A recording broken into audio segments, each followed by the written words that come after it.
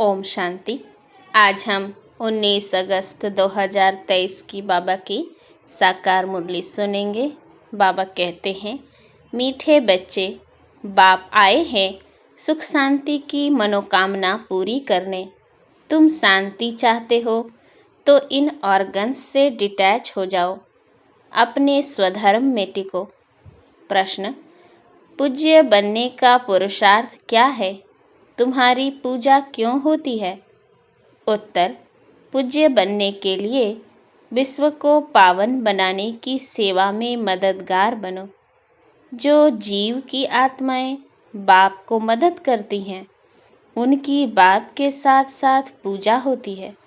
तुम बच्चे शिव बाबा के साथ शालिग्राम रूप में भी पूजे जाते हो, तो फिर साकार में लक्ष्मी नारायण व देवी देवता के रूप में भी पूजे जाते हो। तुमने पूज्य और पुजारी के रहस्य को भी समझा है। गीत, माता ओ माता, तुम हो जग की भाग्य विधाता। ओम शांति। माताओं को सौभाग्यशाली बनाने वाला जरूर पिता ही है। महिमा तो एक की ही गाई जाती है। सभी का सद्गति दाता एक है। याद भी उस एक को करना पड़ता है। यह तो तुम बच्चों की महिमा है। तुम जानते हो, हमको दुर्भाग्यशाली से सौभाग्यशाली बनाने वाला बाप है। भारत सौभाग्यशाली था, फिर भारत 100% दुर्भाग्यशाली बना है। भारत पर ही कहानी है। इन माताओं को सौभाग्यशाली बनाने वाला बाप ठहरा, जिसको तुम बच्चे जानते हो। उनके साथ तुम्हारा योग है। तुम जानते हो उनकी यह सारी रचना है। दूसरा कोई मनुष्य इस रचना और रचता को नहीं जानते। यह चित्र आदि किसने बनवाए हैं? तुम कहेंगे शिव बाबा ने। किस द्वारा? फिर भी माता व साकार पिता द्वारा कहेंगे। अभी तुम बच्चों की बुद्धि में सारा सृष्टि रूपी झाड़ है। सृष्टि कितनी बड़ी है। वास्को डी गामा ने सारी धरती का चक्र लगाया। पिछाड़ी में सागर ही सागर है, आकाश ही आकाश है और कुछ नहीं। यह सब तुमने स्कूल में भी पढ़ा होगा। बाप फिर सब बातें नट सेल में समझाते हैं। तुम जानते हो, भारत में 5000 वर्ष पहले बरोबर सतयुग था। सतयुग में सिर्फ भारत था। भारत में भी कितने थोड़े होंगे। अभी तुम कहेंगे हम सूर्यवंशी राजधानी के थे।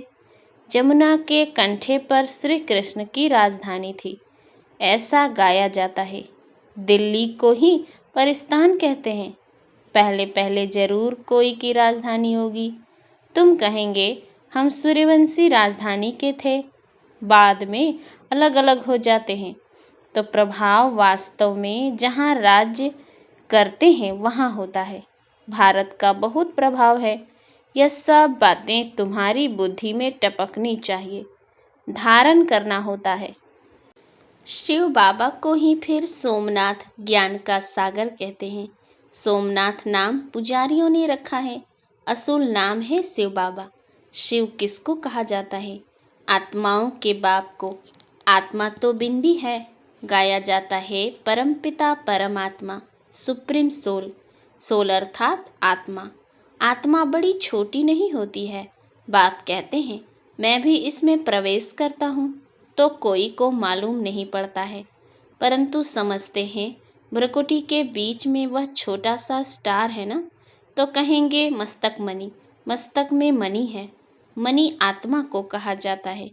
कहते हैं सर्प के मस्तक में भी मणि होती है। यह सब बातें वास्तव में इस समय की हैं। आत्मा रूपी मणि प्रकाश करती है, वह भ्रकुटी के बीच में रहती है। बाप तो तुम बच्चों को रोज नई नई बातें समझाते रहते हैं। मुख्य बात समझनी है। मैं स्वदर्शन चक्रधारी हूँ। बाप कहते हैं, मेरी जो आत्मा है, जिसको परम आत्मा कहते हैं, मैं जन्म मरण रहित हूँ। मैं आता जरूर हूँ। निराकार का मंदिर बना हुआ है। आगे यह ज्ञान नहीं था। जरूर निराकार ने आकर कुछ किया है। निराकार आते ही फैमिली में है। लक्ष्मी नारायण की आत्मा भी आती है। उनको भी शरीर दिखाते हैं। लिंग रूप एक ही शिव का दिखाते हैं। शिव के मंदिर में शिवलिंग के साथ फिर शालिग्राम भी है। ऐसे नहीं, श्री कृष्ण के व लक्ष्मी नारायण के मंदिर में शालिग्राम दिखाते हैं। तो सिद्ध होता है एक बाप के यह सब बच्चे हैं। आत्मा की भी पूजा होती है तो देवताओं की भी पूजा होती है। रुद्र यज्ञ कहते हैं बाप ने यह यज्ञ रचा है जीवात्माओं द्वारा। जैसे बाप की पूजा होती है वैसे तुम्हारी आत्मा की भी पूजा जरूर होनी चाहिए। फिर साकार में जो लक्ष्मी नारायण बनते हैं उनकी पूजा होती है। वही नाम चला आता है। यहाँ तुम आत्माएं सर्विस कर रही हो इस शरीर द्वारा, इसीलिए तुम आत्माओं की पूजा होती है।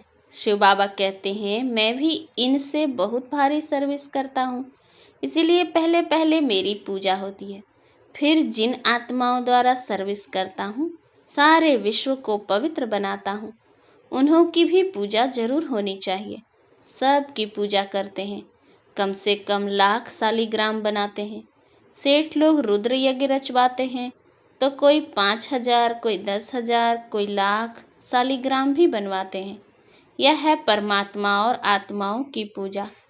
बाप समझाते हैं तुम आत्माएं इस पतित शरीर द्वारा सेवा कर रही हो। सबसे जास्ती सर्विस शिव बाबा करते हैं और फिर तुम्हारे द्वारा कराते हैं, तो तुम आत्माओं की पूजा होती है। बाप के साथ पहले पहले तुम्हारी महिमा आनी चाहिए। जानते कोई भी नहीं है, न रुद्र को न शालिग्रामों को जानते हैं जिन्होंने राज्य पाया। अभी तुम राज्य पा रहे हो। पूजा मुख्य की होती है। वह है लक्ष्मी नारायण जिनकी डिनास्टी गाई हुई है। उन्होंने यह भी राज्य कोई की मदद से लिया होगा ना। तुम बच्चों की मदद से राजधानी स्थापन होती है। बड़ी मीठी बातें हैं। नटसेल में बाबा समझाते रहते हैं ताकि धारण भी कर सको। मुख्य धारणा की बात है मुझ बाप को याद करो। तुम्हारी आत्मा में भी झाड़ और चक्र की नॉलेज है। नंबर 1 सबसे पूज्य शिव बाबा आत्माओं का बाप है जो तुमको बैठ ऐसा लायक बनाते हैं। तुम आत्माओं की पूजा होती है। हम पूज्य और पुजारी कैसे बनते हैं सो अब समझते हो। भारतवासी ही पूज्य और पुजारी बनते हैं। अभी सब पुजारी हैं फिर पूज्य होंगे। वहाँ फिर कोई पुजारी भक्त नहीं होगा। उन्हों को भगवती भगवान जरूर भगवान ने ही बनाया होगा। अब भगवान निराकार है या साकार? साकार में ऊंचते ऊंच लक्ष्मी नारायण हैं। उन्हों को ऐसा बनाने वाला है निराकार, इसीलिए निराकार की पूजा होती है। यह सब बातें तुम बच्चों को समझाई जाती है। पहले पहले बाप में निश्चय रखना है। बरोबर हम आत्माओं का बाप वह है। कोई कहे हे भगवान, हे परमपिता, तो बोलो यह किसने याद किया और किसको? एकदम पकड़ना चाहिए। तुमको कितने बाप हैं? तुम किसको पुकारते हो? भगवान किसको कहते हो? कहेंगे गॉड फादर, तो जरूर 2 फादर हैं। आत्मा याद करती है गॉड फादर को। तुम्हारी आत्मा भी है और शरीर भी है। शरीर का तो लौकिक बाप है। आत्मा का बाप कौन है? जिसको कहते हैं परम पिता परमात्मा। यह किसने और किसको पुकारा? उस बेहद के बाप का परिचय देना है। उनसे ही वर्षा मिलता है। यह भी उनको याद करते हैं। भिन्न भिन्न भाषाओं में भिन्न भिन्न नाम भी रख दिए हैं। कोई गॉड कहते, कोई परमात्मा, कोई खुदा कहते। सभी धर्म वाले याद जरूर एक को ही करते हैं। वह है सभी आत्माओं का बाप। वर्षा बाप से ही मिलता है। तुम आत्मा उनको पुकारती हो। 2 बाप का परिचय देना है, हद का बाप और बेहद का बाप। भक्ति मार्ग में भक्त भगवान को याद करते हैं तो भगवान कहते हैं मैं आता हूँ, आकर तुमको शांति सुख देता हूँ। फिर मुझे कभी याद करने की भी दरकार नहीं रहेगी। तो पूज्य पुजारी पावन पतित भारतवासी ही बनते हैं। बाकी बीच में और धर्म स्थापन होते हैं। फिर वृद्धि को पाते पाते पिछाड़ी में वह भी सब तमोप्रधान बन जाते हैं। पिछाड़ी में सारा झाड़ आ जाएगा, वहाँ खाली होगा, तब तो फिर वापस जाएंगे। तो अभी है पतित दुनिया, गाते हैं पतित पावन, तो जरूर पतित है ना। भारत पावन था, अभी पतित हैं। शिव बाबा आते जरूर हैं, परंतु कब आया कैसे आया वह भूल गए हैं। श्री कृष्ण नहीं कहते कि मैं शरीर धारण कर तुमको समझाता हूँ, यह तो निराकार बाप कहते हैं, मैं इस द्वारा तुमको समझाता हूँ, तो वह अलग हो गया। श्री कृष्ण को तुम खुद ही गीता का भगवान मानते हो। यह तो कहते हैं मैं साधारण वानप्रस्थ वाले तन में प्रवेश करता हूँ। बाप कहते हैं मैं तुम्हारे जन्मों को जानता हूँ। शिव बाबा इसमें प्रवेश करते हैं। श्री कृष्ण को भगवान, पतित पावन, ज्ञान सागर कह नहीं सकते। भल गीता हाथ में उठाते हैं, फिर भी कहते हैं पतित पावन। सब सीताओं का राम, राधे का कृष्ण नहीं कहते। राम अर्थात परम पिता परमात्मा।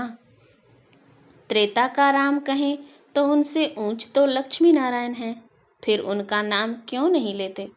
परंतु नहीं, है बात परमात्मा की। हेवनली गॉड फादर निराकार को ही कहेंगे। लिबरेटर, गाइड बाप को ही कहते हैं।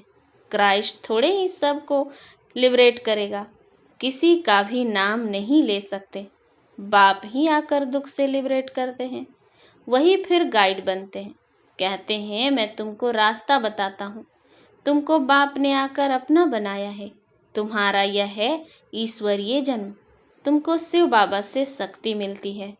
तुम्हारा है साइलेंस बल, उनका है साइंस बल।